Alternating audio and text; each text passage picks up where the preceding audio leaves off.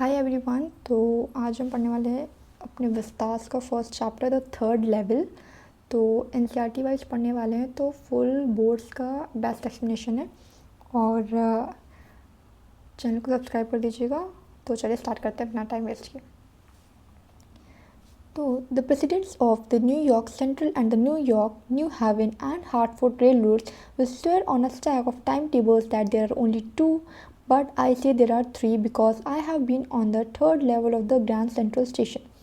तो ये जो है चार्ली कह रहा है कि जो New York Central, New York, New Haven और हार्टफोर्ड रेलरोड्स के जो प्रेसिडेंट्स हैं वो यही बोलेंगे कि ग्रैंड सेंट्रल स्टेशन पे सिर्फ 2 लेवल्स हैं, पर चार्ली कह रहा है कि वहाँ पे 3 लेवल्स हैं क्योंकि उसने वहाँ पे थर्ड लेवल भी देखा। Yes, I have taken the obvious step.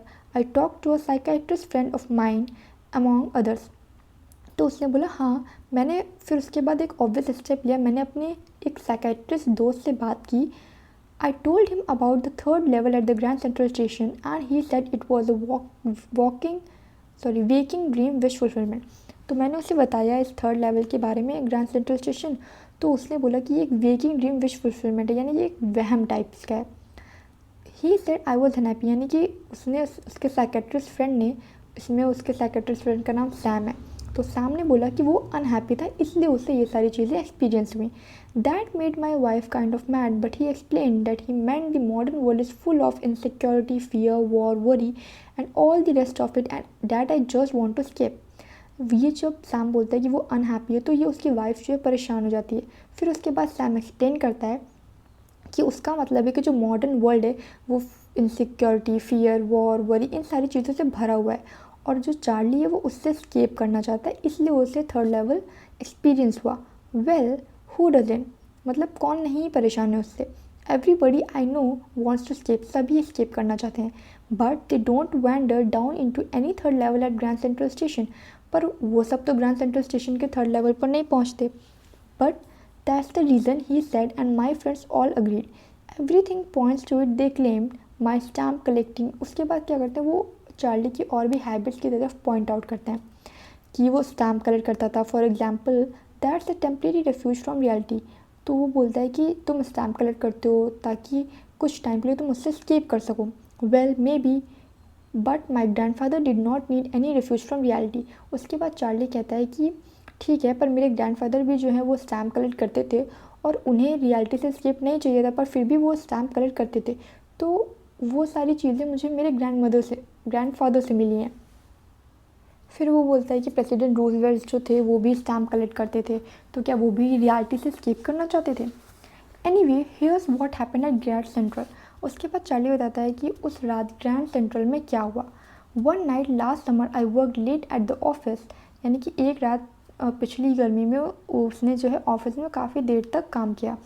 I was in a hurry to get uptown to my apartment, so I decided to take the subway from Grand Central because it's faster than bus. उसे अपने घर जाने की जल्दी थी, तो उसने सोचा कि बस से अच्छा है कि मैं ग्रैंड सेंट्रल से सबवे ले लूँ ताकि जल्दी घर पहुँच जाऊँगा। Now I don't know why this should have happen to me, I am just an ordinary guy name Charlie. उसने बोला कि अब मुझे नहीं पता कि ये मेरे साथ ही क्यों हुआ, मैं सिर्फ एक ऑर्डिनरी यानी कि नॉर्मल गाय हूँ जिसका नाम चार्ली है, जो कि 31 ईयर ओल्ड है और मैंने एक टैन गैबरडाइन सूट पहना हुआ है और एक स्ट्रॉ हैट पहनी हुई है with a fancy band. I pass a dozen man who look just like me, और मैं बहुत सारे लोगों के पास से गुजरा जो मेरी ही तरह दिख रहे थे। And I was not trying to escape from anything, और मैं किसी भी चीज़ से स्केप करने का ट्राई नहीं कर रहा था। I just wanted to get home to Louisa my wife, मैं सिर्फ अपने घर जाके अपनी वाइफ लुइसा से मिलना चाहता था। I turn into Grand Central from Vanderbilt Avenue and went down the steps to the first level. मैं ग्रैंड सेंट्रल वेंडरबिल्ट एवेन्यू से ग्रैंड सेंट्रल में टर्न हुआ और नीचे जाने लगा फर्स्ट लेवल पे। Where you take trains like the 20th century, जहाँ पे जो ट्रेन्स हैं वो 20th सेंचुरी की चलती थी। Then I walk down another flight to the second level, फिर वो सेकेंड लेवल जाता है where the suburban trains leave, जहाँ पे सब अर्बन ट्रेन्स चलती थी। Ducked into an arch door we heading for the subway and got lost. वैसे ही जब वो जा रहा होता है तो वो खो सा जाता है। That's easy to do, I have been in and out of Grand Central hundreds of time but I am always bumping into new doorways and stairs and corridors. Charlie कहता है कि मैं ग्रैंड सेंट्रल स्टेशन 100 से भी ज़्यादा बार आ चुका हूँ और हमेशा मैं नए डोरवेज, नए स्टेयर्स और कॉरिडोर्स देखता हूँ। फिर वो एक बार की बात बताता है कि वो एक टनल में चला गया था जो कि एक माइल लंबी थी और एक रूजवेल्ट होटल की लॉबी में जा पहुंचा था। और दूसरे टाइम वो ऑफिस बिल्डिंग यानी कि 46 स्ट्रीट पे ऑफिस बिल्डिंग में जा पहुंचा था जो कि 3 ब्लॉक्स अवे है। तो sometimes I think grand central is growing like a tree. तो चार्ली क्या कहते हैं कि मुझे ऐसा लगता है कि जो ग्रैंड सेंट्रल स्टेशन है वो ट्री की तरफ फैल रहा है, कि जैसे ट्री अपनी रूट्स को फैलाता है वैसे ही वो नए नए कॉरिडोर्स, स्टेयर केस को फैला रहा है जैसे रूट्स की जैसे। फिर बात करते हैं, वो बोलता है Charlie that there's probably a long tunnel that nobody knows about feeling its way under the city right now on its way to Times Square and maybe another Central Park। वो बोलता है कि क्या पता यहाँ पे शायद एक लॉन्ग टनल होगी जो टाइम स्क्वायर जाती होगी और सेंट्रल पार्क भी जाती होगी जिसके बारे में किसी को भी नहीं पता है। And maybe because for so many people through the years Grand Central has been an exit, a way of escape. Maybe that's how the tunnel I got into, but I never told my psychiatrist friend about that idea। और शायद इसीलिए बहुत सारे लोग जो हैं उनके लिए क्या था कि ग्रैंड सेंट्रल एक एग्जिट ही रहा है, एक वे ऑफ एस्केप रहा है। इसलिए शायद उसे लगता है कि इसलिए शायद मैं भी उस टनल में जा पहुंचा, पर इसके बारे में वो सैम को कुछ भी नहीं बताता है। The corridor I was in began angling left and slanting downward and I thought that was wrong. जो जिस कॉरिडोर में वो जा पहुंचा वो लेफ़्ट की तरफ मुड़ा हुआ था और थोड़ा सा डाउनवर्ड स्लैंट कर रहा था। उसे ऐसा लगा कि ये गलत है, but I kept on walking, पर वो फिर भी चलता गया। All I could hear was the empty sound of my own footsteps and I didn't pass a soul. यानी कि उसे सिर्फ और सिर्फ अपने फुट स्टेप्स की आवाज़ आ रही थी, उसके आस पास भी कोई नहीं था। Then I heard that sort of hollow roar ahead that means open space and people talking. तब उसे लगता है कि आगे कोई एक हॉलो स्पेस है जहाँ पे लोगों की बात करने की आवाज़ आ रही है। The tunnel turn sharp left, tunnel फिर लेफ्ट टर्न करता है। I went down a short flight of stairs and came out on the 3rd level at Grand Central station. और फिर जैसे ही वो आगे बढ़ता गया उससे कहाँ पे आ गया, ग्रैंड सेंट्रल के 3rd लेवल पे आ गया। For just a moment I thought I was back on the 2nd level but I saw the room was small। मतलब कि एक सेकंड के लिए उसे लगा कि वो शायद 2nd लेवल पे ही वापस आ गया, पर वो क्या क्या चीज़ें नोटिस करता है ये बहुत ज़्यादा इंपॉर्टेंट है। उसने क्या नोटिस किया कि जो रूम थे वो स्मॉलर थे और वहाँ पे जो टिकट विंडोज़ और ट्रेन गेट्स थे वो कम थे, और जो इन्फॉर्मेशन बूथ था सेंटर में वो वुड का था और ओल्ड लुकिंग था। और जो मैन था जो बूथ में वो उसने क्या था कि ग्रीन आई शेड पहना हुआ था और लॉन्ग ब्लैक स्लीप प्रोटेक्टर्स पहने हुए थे। जो लाइट्स थी वो डिम और फ्लिकर कर रही थी। तब उसने देखा दैट क्यों फ्लिकर कर रही थी, क्योंकि वो आज के ज़माने की लाइट्स नहीं थी बल्कि ओपन फ्लेम गैस लाइट्स थी, जो लालटेन वगैरह तुमने देखा होगा वो थी। There was brass spittoons on the floor, यानी फ्लोर पे ब्रास स्पिटून्स थे और स्टेशन के पूरे अक्रॉस जो लाइट की ग्लिंट थी वो उसे अट्रैक्ट कर रही थी। एक मैन ने एक गोल्ड वॉच निकाली थी अपनी वेस्ट पॉकेट से और उसमें क्या था कि जो वो वॉच थी वो कवर वाली थी जो खुलती थी। उस मैन ने एक डर्बी हैट पहनी हुई थी, ब्लैक 4 बटन सूट पहना हुआ था विद टाइनी लेपल्स और उसके पास बिग ब्लैक हैंडलबार मुस्टैच थी। तब वो अपने आसपास देखता है कि सभी लोग जो स्टेशन पे हैं वो 1890 के अराउंड ड्रेस हुए हैं, यानी ड्रेस्ड हैं, वो लोग पुराने ज़माने के थोड़े लग रहे हैं। उसने इतनी सारी बियर्ड्स, साइड बर्न्स और फैंसी मुस्टैचेस अपनी लाइफ में कभी नहीं देखी थी। एक वुमेन जो है ट्रेन गेट से उतरती है, उसने लेग ऑफ मटन स्लीव्स पहना था और अपने टॉप तक स्कर्ट्स पहनी हुई थी, हाई बटन शूज़ पहने हुए थे और उसके ही पीछे उसने एक लोकोमोटिव की ग्लिम्स देखी, यानी लोकोमोटिव को देखा जो बहुत इस छोटी सी करियर एंड ईव्स लोकोमोटिव थी विद फनल शेप, यानी कि उसका फनल शेप का इंजन था। और तब उसे पता चला कि वो शायद ओल्ड टाइम है। तो ये चीज़ पक्का करने के लिए वो एक न्यूज़ बॉय के पास जाता है और उस वहाँ पे जो पेपर्स के स्टैक्स यानी पेपर्स के जो बंडल रखे हुए थे उसकी तरफ देखता है और वो जो पेपर था उसका नाम था द वर्ल्ड। जो द वर्ल्ड नाम का न्यूज़पेपर था वो सालों से पब्लिश नहीं हुआ था और जो उसमें हेडलाइंस थी वो किसके बारे में थी, प्रेसिडेंट क्लीवलैंड के बारे में। उसे जो फ्रंट पेज मिलता है वो पब्लिक लाइब्रेरी फाइल्स में मिलता है और उसमें क्या प्रिंटेड था 11 जून 1894। अब वो टिकट विंडोज़ की तरफ जाता है। वो ये जानते हुए मतलब उधर जाता है कि ग्रैंड सेंट्रल स्टेशन पे अब वो थर्ड लेवल पे आ चुका है, तो वो टिकट्स खरीद सकता है ताकि वो लुइसा को कहीं भी यूनाइटेड स्टेट्स में जहाँ भी वो जाना चाहते हैं उसको लेके जा सकें। 1894 में वो गेल्सबर्ग इलिनॉइस की 2 टिकट्स चाहता था। अब यहाँ पे बोल रहे हैं have you ever been there, क्या आप लोग गए हो? कमेंट में बताना कि आप लोग गए हो। It's a wonderful town still, मतलब चार्ली गेल्सबर्ग के बारे में बताता है कि बहुत ही वंडरफुल टाउन है, वहाँ पे बिग ओल्ड फ्रेम हाउसेज हैं, ह्यूज लॉन है, ट्रिमेंडस ट्रीज हैं जिसकी ब्रांचेस जो हैं ओवरहेड तक आती हैं और स्ट्रीट्स तक आती हैं, मतलब कि ऐसे वहाँ पे ट्रीज और ब्रांचेस हैं जो सड़क को पूरा कवर कर लेते हैं।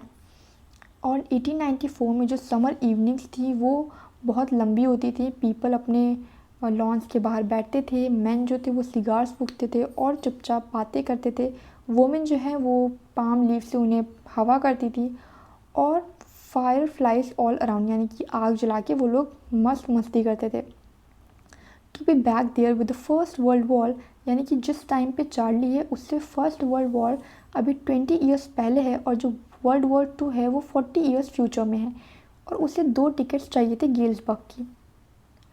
जब वो टिकट खरीदने जाता है तो जो वहाँ पे बैठा हुआ क्लर्क होता है वो उसे बहुत ध्यान से देखता है और फैंसी हैड बैंड उसने पहना होता है जो चार्ली होता है, तो वो उसकी तरफ देखता है और जो उसने पैसे दिए थे वो भी देखता है। And I had enough for 2 coach tickets one way, but when I counted out the money and looked up the clerk was staring me, तो क्लर्क उसे घूर रहा होता है, क्यों?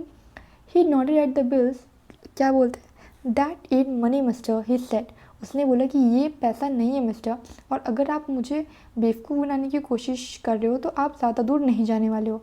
तब वो अपने कैश पे देखता है और ऑफ कोर्स जो मनी था उस टाइम पे ओल्ड स्टाइल का था और जो चार्ली ने मनी दिया था वो न्यू आज के ज़माने का था। इसलिए वो डर जाता है कि कहीं वो उसे पुलिस को ना बुला ले, और वो ये जानता था कि 1894 में भी जेल के बारे में तो कोई अच्छाई नहीं होगी, इसलिए वो वहाँ से चला जाता है। एंड दैट वॉज इट, बस वो इतनी ही बात थी वहाँ तक की। उसके बाद वो क्या करता, I left the same way I came I suppose. Next day during lunch hour, यानी कि अगले दिन लंच आवर के टाइम पे उसने $300 जो है ओल्ड करेंसी के बाय करता है $200 न्यू करेंसी दे के, और उसका जो है उसमें घाटा भी होता है, पर चार्ली कहता है कि मुझे उससे फ़र्क नहीं पड़ता क्योंकि अगर मुझे गेल्सबर्ग जाने में मिल रहा है तो $100 का जो उसका नुकसान है उससे भी उसे कोई फ़र्क नहीं पड़ता है। और क्योंकि उस टाइम पे जो चीज़ें थी वो बहुत ज़्यादा सस्ती थी, यानी कि जो एग्स थे वो सिर्फ और सिर्फ 13 सेंट्स के थे, 1 दर्जन एग्स मिल जाते थे 1894 में। उसके पर उसका जो लक था वो उसके साथ नहीं था, उसको दोबारा से ग्रैंड सेंट्रल स्टेशन पे वो वाला कॉरिडोर मिला ही नहीं जिससे चल के वो थर्ड लेवल जा सके। उसने बहुत ज़्यादा ट्राई किया पर उसे नहीं मिला। लुइसा भी ये सारी चीज़ें देखकर बहुत ज़्यादा परेशान हो गई थी और वो चाहती थी कि अब जो चार्ली है वो थर्ड लेवल को ना ढूंढे, और थोड़े टाइम बाद वो रुक जाता है और अपने स्टैम्प्स कलेक्टिंग वाली हैबिट्स में वापस चला जाता है। पर अब फिर चार्ली कहता है कि पर एवरी वीकेंड अब मैं और लुइसा दोनों थर्ड लेवल को ढूंढ रहे हैं, क्योंकि अब हमारे पास प्रूफ है कि थर्ड लेवल है। जो उसका फ्रेंड सैम वीनर था वो अचानक से गायब हो जाता है, कोई भी नहीं जानता था कि वो कहाँ गया है। पर चार्ली को थोड़ा सा आइडिया था क्योंकि सैम जो है वो एक सिटी बॉय था और मैं उसे बताता रहता था गेल्सबर्ग के बारे में, और उसे हमेशा से वो प्लेस बहुत ज़्यादा पसंद थी, और आज वो 1894 में वहीं पर है। क्योंकि क्या होता है, एक रात स्टैम्प कलेक्शन के साथ उसे क्या मिलता है, एक फर्स्ट डे कवर मिलता है। अब फर्स्ट डे कवर क्या होता है, जब नया नया स्टैम्प्स इशू होता है तो स्टैम्प कलेक्टर्स क्या करते हैं, कुछ स्टैम्प्स को बाय कर लेते हैं और उसे उसके पहले दिन ही पोस्ट कर देते हैं, और पोस्ट मार्क जो होता है उसमें डेट लिख देते हैं। उस इन्वेलप को हम क्या बोलते हैं, फर्स्ट डे कवर। उन्हें कभी ओपन नहीं किया जाता है और उसके अंदर सिर्फ ब्लैंक पेपर रहता है। आई डोंट नो इसका क्या सेंस है, पर this is what is first day cover. तो उस रात को क्या होता है, उसके ओल्डेस्ट फर्स्ट डे कवर्स में उसे एक मिलता है फर्स्ट डे कवर जो वहाँ पे होना नहीं चाहिए था, पर वो वहाँ पे था। तो वहाँ पे क्यों था, क्योंकि किसी ने उसके ग्रैंडफादर को वो चीज़ मेल की थी, वो फर्स्ट डे कवर मेल किया था उसके गेल्सबर्ग में। That's what the address on the envelope से, एनवेलप पे जो एड्रेस था वो गेल्सबर्ग का था। अब वो 18 जुलाई 1894 से यहाँ पर था। पोस्ट मार्क में क्या शो किया, yet I don't remember it all the stamp was a 6 cent dull brown. अब यहाँ पे वो जो स्टैम्प था उसके बारे में बता रहे हैं कि जो स्टैम्प था वो 6 सेंट था, डल ब्राउन यानी ब्राउनिश टाइप का था। उसमें प्रेसिडेंट गारफील्ड की पिक्चर थी और नेचुरली जब एनवेलप उनके मेल में आया तो वो उनके कलेक्शन में डायरेक्ट चला गया और वहीं पर पड़ा रहा। अब जब उसे वो खोलता है तो जो पेपर था वो ब्लैंक नहीं था। हालांकि फर्स्ट डे कवर के अंदर जो पेपर होता है वो ब्लैंक होता है, पर वो ब्लैंक नहीं था। उसके अंदर क्या था वो देखते हैं। उसके अंदर सैम का लेटर था। सैम क्या बोलता है कि तुम सही थे चार्ली, मैंने तुम्हें बिलीव कर लिया है कि तुम सही थे और ये सच है कि थर्ड लेवल जो है वो एग्जिस्ट करता है और सैम को थर्ड लेवल मिल चुका है। वो वहाँ से 2 वीक से रह रहा है और उसे बहुत ज़्यादा मज़े आ रहे हैं। उसने क्या क्या चीज़ें वहाँ पे देखी ये सारी चीज़ें उसमें बताई हैं।